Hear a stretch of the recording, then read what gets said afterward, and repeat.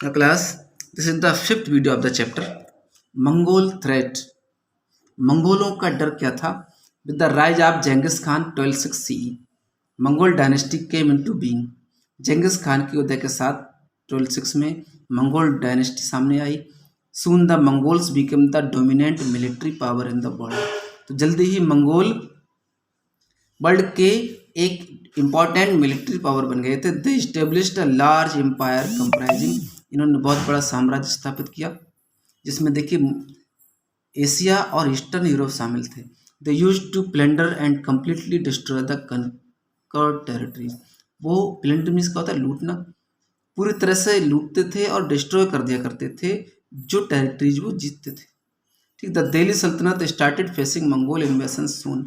तो दिल्ली सल्तनत को भी जल्दी ही मंगोल अटैक का सामना करना पड़ा. After their leader Genghis Khan invaded Transoxiana 1219. तो 1219 में ट्रांजैक्सोनिया पर अटैक करने के बाद ऐसा हुआ. आगे देखते हैं. Transoxiana means the land beyond the Oxus river. Oxus river के पार का क्षेत्र ट्रांजैक्सोनिया कहा जाता था. It is an ancient name used to describe a part of central Asia.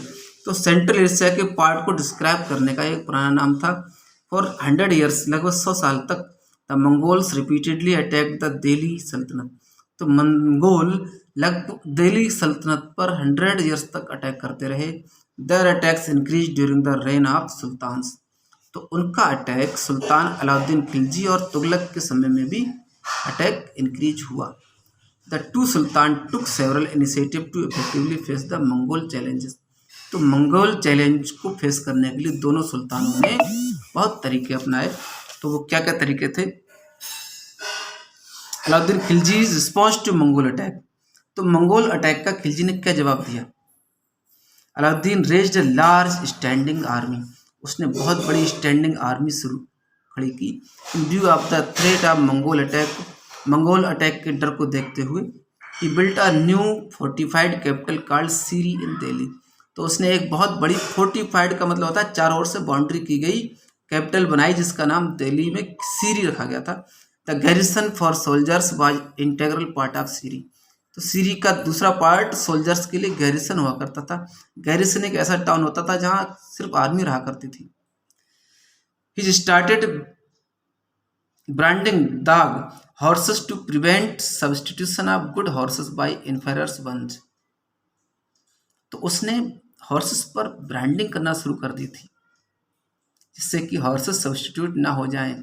ठीक है. A full description for each soldier was also kept. तो हर सोल्जर्स का पूरा डिस्क्रिप्शन भी रखा जाता था.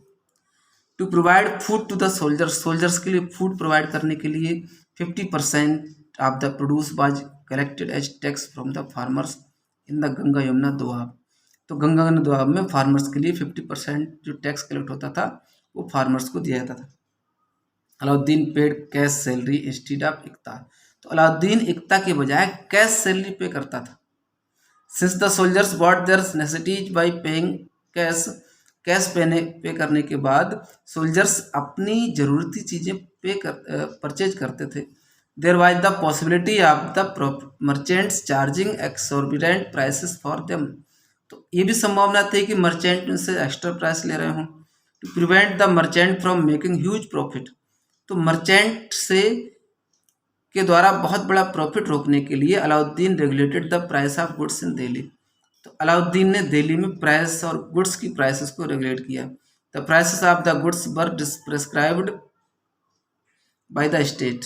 गुड्स की प्राइसेस स्टेट के द्वारा बताई जाने लगी. The state officers would regularly survey the prevailing price. तो ओवरऑल क्या हुआ है कि अलाउद्दीन ने सोल्जर्स को महंगी चीज़ें ना परचेज करनी पड़े, उसने दिल्ली में ज़रूरी चीज़ों के दाम फिक्स कर दिए. उससे ज़्यादा दाम कोई अप्लाई नहीं कर सकता था.